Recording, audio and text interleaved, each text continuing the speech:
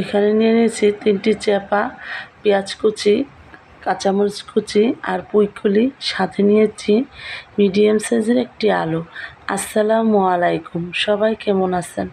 আশা করি ভালো আছেন। আলহামদুলিল্লাহ, আমিও ভালোই আছি। আর আজকে যে আমি রান্না করব তা ভুলেই গেছি।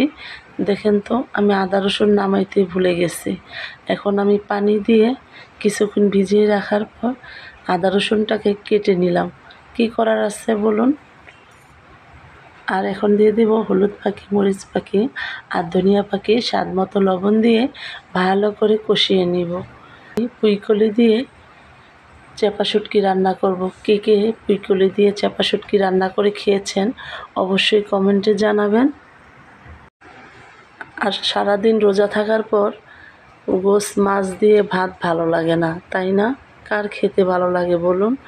তাই আমি আজকে ভিন্ন স্বাদের চাপা শুটকি দিয়েই রান্নাটা সেরে নিচ্ছি।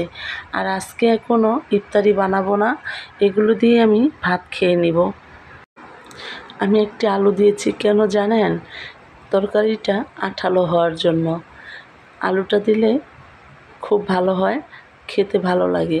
আর আলুটা সব তরকারিতে যায়, তাই না? তা যাই হোক, দেখেন দেখতে দেখতে 20 রোজা চলেই গেল। কিভাবে বরকতের মাস মাহে রমজান চলে যাচ্ছে গুটি গুটি পায়ে। তাই আমি ভালো করে কষিয়ে নিচ্ছি। আর যে কোনো রেসিপি বা তরকারি যাই বলুন, কষানোর মধ্যেই কিন্তু স্বাদ, তাই না? যত কষাবেন ততই মজা হয়।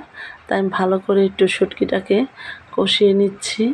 কুই গোটাটা এখন থেকে ভালো করে সিদ্ধ হয়নি করে মজিয়ে নিলে আমি পানি দিয়ে দিলাম। মরিচ কুচি করে রেখেছিলাম যে, সেটা দিয়ে দিলাম। এখন ভালো করে একটু নেড়ে চেড়ে দিয়ে দিব পরিমাণ মতো পানি। পরিমাণ মতো পানি দিব, একটু বেশি পানি দিলে তরকারিটা খেতে ভালো হবে না। পরিমাণ মতো পানি আমি প্রায় কষিগুলি সিদ্ধ করে ফেলেছি। এই তো আমার দেখেন রান্নাটা প্রায় শেষ। আর হ্যাঁ, পুঁইকলিটা কিন্তু ভালো করে ভাজা ভাজা করে নিব। যতখানি জল শুকিয়ে নেওয়া যায় আমি শুকিয়ে নিব। ঝোল থাকলে খেতে ভালো হয় না। যেহেতু চাপা শুটকি শুকনো অবস্থায় ভালো লাগে খেতে, তা আমার রান্নাটা প্রায় শেষ। এখন আমি নামিয়ে নিব।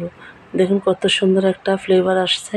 সরি, আপনারা তো শুনতে পারতেছেন না, আমারটাই তো খুব ভালো লাগতেছে ফ্লেভারটা। তো যাই হোক, রান্নাটা কেমন হয়েছে অবশ্যই আমাকে কমেন্টে জানাবেন।